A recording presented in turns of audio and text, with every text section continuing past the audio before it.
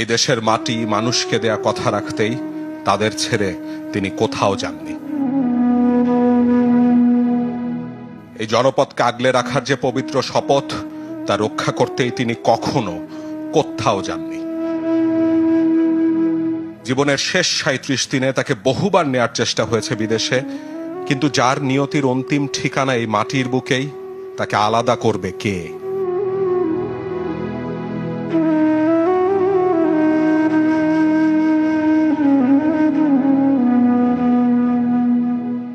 যে লাল সবুজের বিস্তীর্ণ জমিনকে তিনি আপন করে রেখেছিলেন এত এত বছর ধরে, যখন বিদায় নিলেন, সেখানে উঠল জনসমুদ্রের গণজোয়ার। যার ঢেউ গিয়ে কোন মহাসমুদ্রের পারে আছড়ে পড়ল, তার হিসাব কে জানে।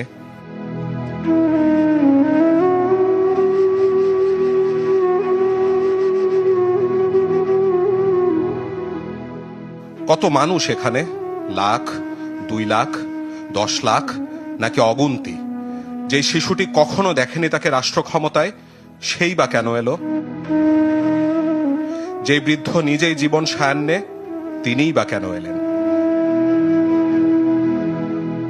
যে যুবক যুবতী, যে নর নারী আর জাতীয় সংসদের দক্ষিণ প্লাজাগামী এই স্রোতে এসে ভিড়লেন, তারাই বা এলেন কিসের টানে? এতটা ভালোবাসা আর কেউ কি পেয়েছে কখনো?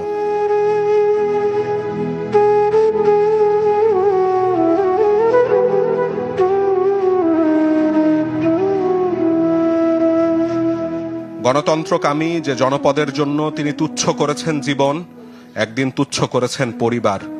সেই কোটি মানুষই যেন তার প্রতি ঋণ শোধের এক ভয়ানক দায় থেকে আজ তার পরিবার হয়ে বিদায় যাত্রায় পাশে রইলেন।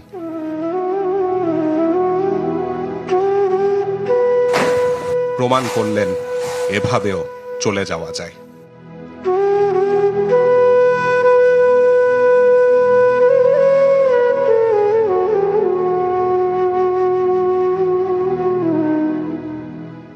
যে জীবন অবিরত সংগ্রামের, সেই তিনিই হয়তো বড্ড ক্লান্ত হয়ে ফিরতে চাইলেন স্বামীর কাছে।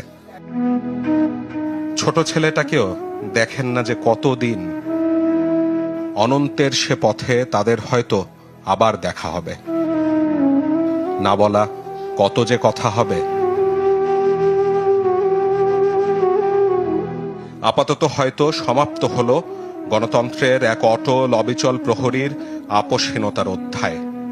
তবে অনাগত যে বাংলাদেশ, তার প্রতি পরতে পরতের শূন্যতায়, তার আকাশ বাতাসের স্মৃতিকথায় এক মহাকাব্যিক পাণ্ডুলিপির পাতায় পাতায় লেখা থাকবে, এই দেশে একজন খালেদা জিয়া ছিলেন।